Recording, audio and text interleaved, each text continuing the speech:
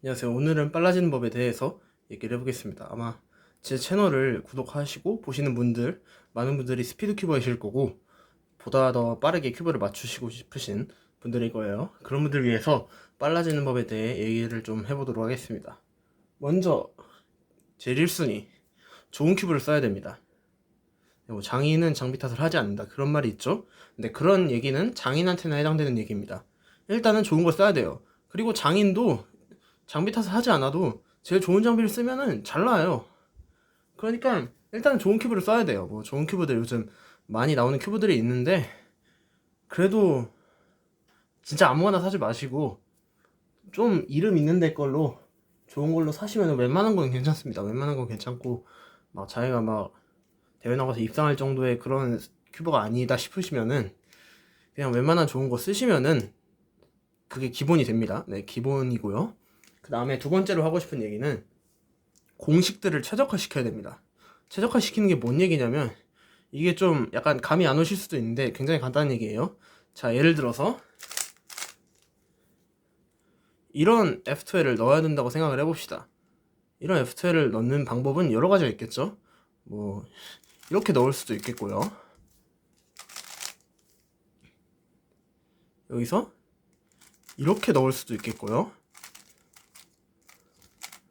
뭐 이거를 이렇게 빼서 다시 떼서 넣을 수도 있고요. 뭐 이렇게 붙여서 이렇게 해서 이렇게 넣을 수도 있겠죠. 자, 그런데 최적화한다는 게 무슨 말이냐면, 일단은 공식을 적은 회전수에 편하게 돌릴 수 있는 걸로 바꿔야 된다는 얘기입니다. 예를 들어서 방금 같은 상황에서는 이게 아마 많은 사람들한테 최적화된 공식일 거예요. 물론 이거 말고 다른 공식들도 때에 따라서 쓸 수도 있어요. 근데 그거는 자기가 정말 빨라지고 나서, 잘해지고 나서 선택해서 쓰는 얘기예요. 일단은 공식을 짧고 빨리 쓸 수 있는 걸 써야지만이 다음 조각을 볼 수도 있고 더 속도도 향상되고 그렇게 되는 거예요. 그렇게 해서 기본기를 쌓은 다음에 그 다음에 공식을 이제 선택해서 쓰시는 거라고 보면 돼요. 저 그래서 공식을 최적화하는 게 전 정말 중요하다고 생각합니다. 뭐 요즘 나오는 루커헤드에 대한 얘기, 뭐 다음 조각을 미리 보는 거, 이런 거에 대한 얘기들이 있는데, 일단은 그거를 하는 기본적인 방법은 천천히 돌리고 뭐 내가 끊기지 않고 돌릴 수 있는 속도로 돌리면서 보고 그런 게 아니라 일단 공식이 최적화돼야 돼요. 공식이 짧아야지 다음 거를 좀 볼 거 아닙니까? 뭐 1회전 예측하는 거랑 뭐 20회전 예측하는 거랑 어떤 게 더 쉽겠어요? 좀 극단적인 예시를 들었지만 그래도 확실히 회전수가 짧고 돌리기 편할수록 이제 다음 조각을 보기도 좋고 속도도 빨라지는데 용이하다라는 얘기를 하고 싶은 겁니다. 그래서 저는 꼭 공식을 최적화라는 얘기를 하고 싶어요. 네, 이런 얘기가 정말 중요하게 필요한 때가 이제 F2L 같은 데인데, 뭐 OLL, PL 같은 거는 공식을 외우신다고 하지만 F2L은 이제 이해해야 된다는 얘기가 많잖아요. 그리고 외울 필요가 없다. 근데 이 얘기는 이제 반만 맞는 얘기예요. 이해하는 거 중요한데 이해를 무조건 해야 되는데, F2L은 이해를 하는 거에서 그치지 않고 빨라지고 싶으면 공식을 외워야 돼요. 공식표를 보고, F2L 공식표들을 보고 이제 내가 쓰고 있는 공식과 공식표에 있는 공식들을 비교해서 어떤 게 더 나은지 그거를 알아내서 공식을 외울 건 새로 외우고 바꿀 건 바꾸고 고칠 건 고치고 이렇게 해야 되는 겁니다. 그래서 공식을 최적화시키는 게 가장 기본이라고 생각합니다. 이제 이게 비단 F2L에만 해당되는 게 아니라 뭐 B큐브를 할 때도, 뭐 예를 들어서 스퀘어, 스큐브 이런 종목들을 할 때도 다 해당되는 얘기예요. 쉬운 공식들로 시작할 수는 있는데 빨라지고 싶으면은 거기서 멈추면 안 됩니다. 무조건 좋은 공식들로 자기가 고치려는 노력을 해야 돼요. 자, 공식을 최적화라는 얘기 다음으로 제가 드리고 싶은 얘기는 새로운 걸 배우는 걸 주저하지 말라는 거예요. 물론 이제 새로운 것들 중에 배울 필요가 없는 것들도 있죠. 근데 그런 것들은 이제 자기보다 잘하는 사람한테 물어서 판단하면 될 문제고요. 일단은 새로운 걸 받아들이고 배우는 거를 주저하면 안 돼요. 예를 들어서 33에서 C 해법을, 프리드의 해법을 다 외운 사람이 있어요. 이제 이 사람이 더 빨라지고 싶어서 GBLL을 외운다. 좋은 거예요. 뭐 F2L도 더 줄일 부분이 있겠고 크로스도 더 줄일 부분이 있겠고 뭐 그런 문제들이 있겠지만, 그래도 새로운 걸 GBLL을 외우거나 이런 건 저는 되게 좋은 거라고 생각을 해요. 그러니까 이게 다른 말로 돌려서 말하면은, 공식을 적게 하는 거는, 공식을 적게 하고 적게 알고 다른 사람들보다 조금 빠른 거는 그건 자랑할 거리가 아니라 오히려 부끄러운 거라는 거예요. 그러니까 공식을 많이 알고 새로운 걸 많이 배우고 많이 접하는 사람들이 뭐 지금은 당장 그 공식들을 적용하는 데 있어서 더 느릴지는 몰라도 결국에는 그 사람이 더 실력이 있는 사람이 될 거고, 결국에는 그 사람이 더 많은 것들을 알고 큐브를 더 이해하는 사람이 되는 거예요. 그렇기 때문에 저는 새로운 공식을 외우고 새로운 거 접하는 거를 이제 두려워하고 막 피하려고 하고 막 꺼려하고 그러면은 빨라지는데 굉장히 방해가 된다고 생각을 해요. 물론 그렇다고 이제 막 정말 쓸데없는 공식들까지 외우라는 건 아닌데, 이제 그런 거는 자기보다 잘하는 사람, 뭐 예를 들어 33이라면은 막 8초 7초 이렇게 나오는 사람들한테 물어봐서 자기가 듣고 결정을 하는 거고, 일단은 새로운 거에 대해서 굉장히 거리낌이 없어야 된다고 생각을 합니다. 그 다음으로 하고 싶은 얘기는 정확히 돌리시라는 거예요. 큐브를 정확히 돌리는 거. 이거는 그러니까 물리적으로 완전히 이렇게 정확히 돌려야 된다는 얘기예요. 그리고 올바른 핑거 트릭을 배워야 된다는 얘기이기도 해요. 그러니까 일단은 공식을 처음 배울 때 내가 편하게 돌릴 수 있는 대로 돌릴 수 있어요. 근데 그거는 잠깐만이에요. 공식을 제대로 외우려면 제대로 된 핑거 트릭을 배워야 돼요. 다른 사람들, 잘하는 사람들 영상을 보면서 어떻게 돌리는지를 익혀야 됩니다. 그리고 큐브를 너무 믿으면 안 돼요. 큐브의 성능을 너무 믿어서 막 대충 막 엄청 막 이렇게 막 돌리면은 안 돼요. 큐브의 성능을 믿는 게 아니라 큐브를 좀 불신을 해야 돼요.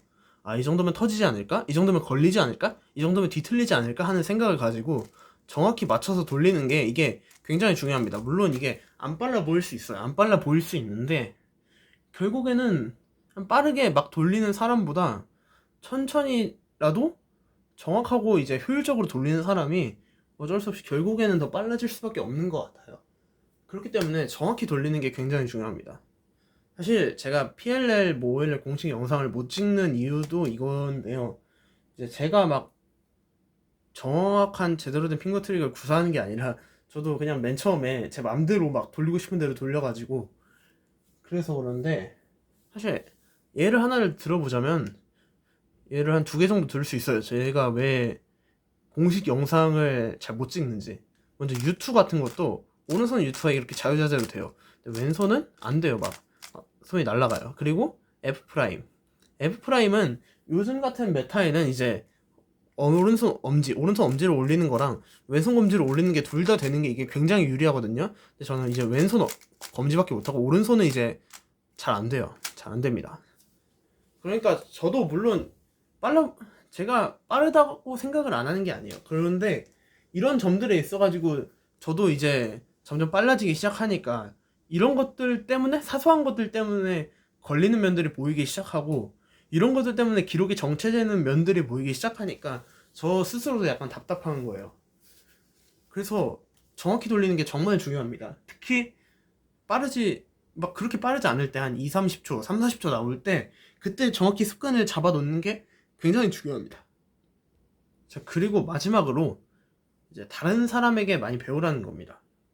뭐 다른 사람들에게, 잘하는 사람한테 과외를 받고 뭐 이런 것만을 얘기하는 게 아니라 큐브를 하는 사람을 만나면은 그 사람이 돌리는 걸 유심히 보시고 그 사람이 맞추는 방법을 유심히 보시면서 이제 뭐가 배울 점이고 뭐는 저렇게 하면 안 되는지에 대해서 직접 느끼시고 받아들일 건 받아들이시고 버릴 건 버리시고 이렇게 하셔야 돼요.